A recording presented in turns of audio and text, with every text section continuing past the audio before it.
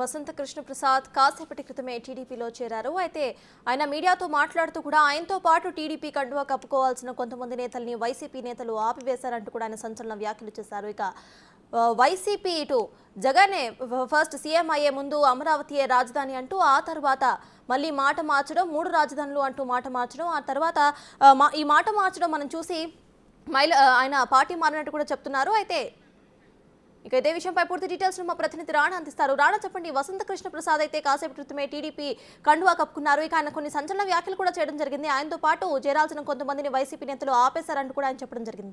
ఎలా చూడొచ్చు అంటారు?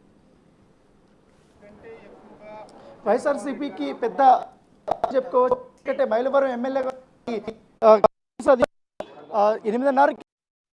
8:30 నుంచి కూడా చాలా సుదీర్ఘంగా కూడా ఆయనతో చర్చించిన తర్వాత ఆయన పార్టీలో చేరాడు. ఆయనతో పాటు నేతలందరూ కూడా టీడీపీలో చేరినటువంటి నేపథ్యం అయితే కనపడుతుంది. ఆయన మాట్లాడేటప్పుడు కూడా కొన్ని కీలకమైనటువంటి పాయింట్ కూడా రేజ్ చేస్తారు. ఎందుకంటే వైఎస్ఆర్ కాంగ్రెస్ పార్టీలో ఆయన ఎమ్మెల్యే ఉన్నప్పుడు ఆయన ఎదుర్కొన్నటువంటి అనుభవాలు కానీ, ఆయన చేదు అనుభవాలు కానీ అవన్నీ కూడా ఇవాళ చంద్రబాబు నాయుడుతో కూడా చెప్పినట్టుగా తెలుస్తుంది. దాంతోపాటు పార్టీ కార్యకర్తల్ని పూర్తిస్థాయిలో వైఎస్ఆర్ కాంగ్రెస్ పార్టీ విస్మరించింది. అప్పట్లో వారిని పట్టించుకోలేదు. పైగా మేము ఏమన్నా పార్టీ అభివృద్ధి కార్యక్రమాల్లో ఏమన్నా చెప్తే సజెషన్స్ ఇచ్చినా కూడా అవి వాటి పట్టించుకోలేదు అనేసి కూడా ఆయన వాపినట్టుగా తెలిసింది.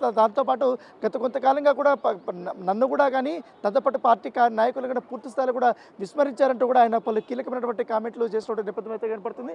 దాంతోపాటు పూర్తి స్థాయిలో ఇప్పుడున్న పరిస్థితుల్లో టీడీపీకి ఉన్నటువంటి వేవ్ కానీ, అలాగే గతంలో వారు చేసినటువంటి అభివృద్ధి పనులపైన కూడా ప్రజల్లో మంచి స్పందన లభిస్తున్న నేపథ్యంలో దానికి తగ్గట్టుగానే మేము ఇవాళ ప్రజలు అధిష్టానం మేరకు, అలాగే కార్యకర్తల అభిష్టం మేరకు మేము టీడీపీలో చేరామనేసి కూడా ఆయన చెప్తున్నటువంటి నేపథ్యం అయితే కనపడుతుంది.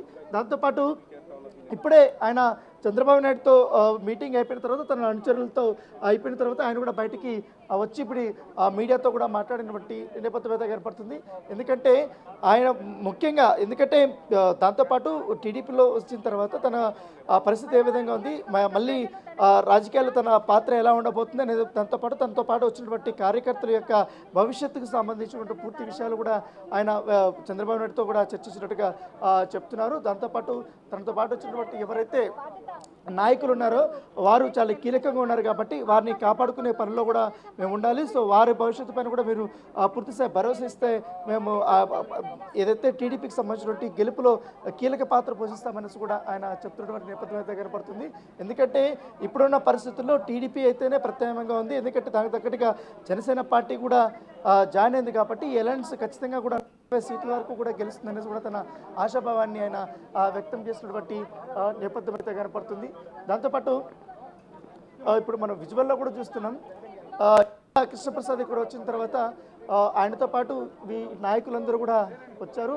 వీళ్ళందరూ కూడా చంద్రబాబు నాయుడు సమక్షంలో వీరు పార్టీలో జాయిన్ అయినటువంటి నేపథ్యం కనపడుతుంది. దాదాపు 20 కార్ల దాకా ఇక్కడికి వచ్చినటువంటి పరిస్థితి కనపడుతుంది. వాళ్ళందరూ కూడా చంద్రబాబు నాయుడు పర్సనల్గా కూడా మాట్లాడారు. ఎందుకంటే మీ భవిష్యత్తు తెలుగుదేశం పార్టీ చూసుకుంటుంది, మీరెవరు కూడా అధైర్యపడకండి అనేసి కూడా ఆయన చెప్పడం జరిగింది. రాబోయే ప్రభుత్వం తెలుగుదేశం పార్టీ కాబట్టి ఖచ్చితంగా కూడా అందరికీ మంచి పదవులు కూడా వస్తాయనేసి కూడా ఆయన భరోసా ఇచ్చినట్టుగా మనకు తెలుస్తుంది. దాంతోపాటు ఇప్పుడు కృష్ణప్రసాద్ ఇప్పుడు తన అనుచర వర్గంతో మరి కాసేపట్లో ఇక్కడి నుంచి ఆయన బయలుదేరుతున్నటువంటి సిచ్యువేషన్ అయితే మనం చూస్తున్నాము. ఇప్పుడైతే ఇక్కడ చంద్రబాబు నాయుడు ఇంటి దగ్గర ఒక కోలాహలం అనేది కనపడుతూనే ఉంది. ఎందుకంటే పెద్దన అందరూ కూడా ఇక్కడ చూడొచ్చు మనం. అయోధ్య రాముడు అంటే మన నందమూరి తారక రామారావు, భద్రాద్రి రాముడు అంటే భార్గవరావు బాలయ్య బాబు అంటూ కొంతమంది అభిమానులు కూడా వచ్చారు. దాంతోపాటు ఇక్కడ కృష్ణ సంబంధించినటువంటి ఈ యొక్క అభిమానులు కూడా ఇక్కడికి వచ్చారు. సో మరికొంతమంది కూడా ఇక్కడ నాయకులు ఈరోజు జాయిన్ కాబోతున్నట్టుగా మనకు సమాచారంతో వాళ్ళందరూ కూడా ఇక కాసేపట్లో రాబోతున్నారు. దాంతోపాటు ఈ కృష్ణప్రసాద్ సంబంధించినటువంటి విషయంలో ఈ చేరిక వల్ల ఖచ్చితంగా టీడీపీ చాలా బలోపేతం అవుతుంది. ఎందుకంటే మైలవరం నియోజకవర్గం కానీ ఇతర నియోజకవర్గాల్లో కూడా ప్రభావం అనేది ఎక్కువగా ఉంటుందనేసి కూడా టీడీపీ శ్రేణులు భావిస్తున్నటువంటి నేపథ్యంలో ఆయన రాక అనేది సంతోషాన్ని ఇచ్చిందనేసి కూడా టీడీపీ శ్రేణులు కూడా వారు చెప్తున్నారు. దాంతో ఆయన అనుచరులు కూడా పెద్ద ఎత్తున ఇక్కడికి ఇవాళ వచ్చారు. వచ్చిన తర్వాత ఒకసారి వారి ఫాలోవర్స్తో కూడా మనం మాట్లాడడం ఏంటంటే, ఇవాళ కృష్ణప్రసాద్ గారు టీడీపీలోకి వచ్చారు, మీరు కూడా టీడీపీలో జాయిన్ అయ్యారు. బాబు గారితో ఏమన్నా తెలిసిందా? బాబు గారితో మాట్లాడే అంత టైం బాబు గారికి అంటే ఇంతమంది వచ్చినప్పుడు బాబు గారు ఎట్లా ఏంటి టీడీపీలో ఏం రాక వల్ల ఎట్లా పూర్తి స్థాయిలో బలపడుతుంది అనుకుంటున్నారు? ఏమండి నేను ఒక గ్రామ సర్పంచ్ అయినందుకు నాకు ఈ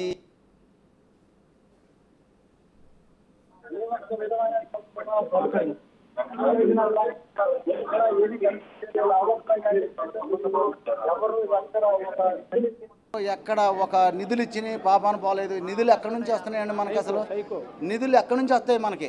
కేంద్ర గవర్నమెంట్ నుంచి వస్తున్నాయి. ఆ నిధుల్ని ఒక్క రూపాయి కూడా మా చేతికి అందించలేదు. అసలు ఒక వాలంటరీకి ఉన్న సంతకానికి ఉన్న విలువ ఒక సర్పంచ్కి లేదు ఈ రోజున ఈ ప్రభుత్వంలో. ఇట్లాంటి సిచ్యువేషన్లో ఈ ప్రభుత్వంలో ఉండి ఏం చేయమంటారు? అందుకనే అసలు నడవే ఏంటో అసలు ఎలా పరిపాలించిన ఆ ఉద్దేశంతో మళ్ళీ గారిని చేసుకుని ఈ రాష్ట్ర కూడా వసంత వెంకటకృష్ణ ప్రసాద్ కేసులతో బాబు గారి దగ్గరకు వచ్చి ఈ చేరటం జరిగిందండి. మీరు ఎదుర్కొన్నటువంటి ముఖ్యంగా వైసీపీలో నా గ్రామంలో నేను అభివృద్ధి పని కూడా చేయలేని పరిస్థితి ఉందండి. ఈ గ్రామంలో ఒక సైడ్ అంటే రోడ్లు కానివ్వండి, ఏదైనా కానీ ఒక్క మంచి పని చేయటానికి నేను గెలిచి నా ప్రజలకి నాను 200 ఓట్ల మెజార్టీతో గెలిపించిన నా ప్రజలకి నేను ఒక్క పని కూడా చేయలేకపోయాను. ఒక తట్ట మట్టేసి ఒక రోడ్డు కూడా నిర్మించలేకపోయాను. అలాంటి పరిస్థితిలో ఈ గవర్నమెంట్లో నేను సర్పంచ్గా ఉండి నా ప్రజలకి నేను ఏం మేలు చేయగలను? ఎలా చేయగలను? అందుకనే నేను కేంద్ర గవర్నమెంట్ ఇప్పుడు ఈ రాష్ట్ర గవర్నమెంట్ ఇచ్చే కాకుండా కేంద్ర గవర్నమెంట్ ఇచ్చే పథకాలు కూడా నాకు వర్తించలేదు. ఏది కూడా కరెంటు బిల్లులు కట్టండి, పాత కరెంటు బిల్లులు కట్టండి, పాత కరెంటు బిల్లులు జోలి మనకి ఎందుకండి? అభివృద్ధికి ఏదన్నా ఒక రోడ్డు ఇచ్చినాను కానీ, ఒక మంచినీళ్ళు డ్రైనేజీలు ఇచ్చామని కానీ, ఎక్కడన్నా అభివృద్ధి ఏ అభివృద్ధి కార్యక్రమాలు కూడా పాటుపడలేదనే ఉద్దేశంతోనే ఈ ప్రభుత్వాన్ని గద్దె దించి రేపు బాబు గారిని గద్దె ఎక్కడానికి మేమందరం నడుం కట్టి పూనుకున్నామండి. ఏంటి ఇప్పుడు మీతో పాటు ఇప్పుడు పవన్ కళ్యాణ్ కూడా కలిశారు కదా, ఎట్లా ఈక్వేషన్ ఎట్లా ఉండబోతుంది మీ ప్రాంతంలో, ముఖ్యంగా మీ మైలవరం నియోజకవర్గంలో? ఏమంటే ఒక నాయకులు కలిసినప్పుడు ఇప్పుడు మేము సార్తో ఎలా కలిసి వచ్చామో రేపు బాబు గారును పవన్ కళ్యాణ్ కూడా అట్లా ఒకళ్ళకొకళ్ళు భావంతో మా సోదర భావంతో మేమందరం ఒకళ్ళకొకళ్ళు సమన్వయంతో పనిచేస్తామండి. జనసేనతో కానివ్వండి, తెలుగుదేశం కానివ్వండి, ఈ విభేదాలు ఏమీ లేకుండా కలుసుకుని పనిచేసి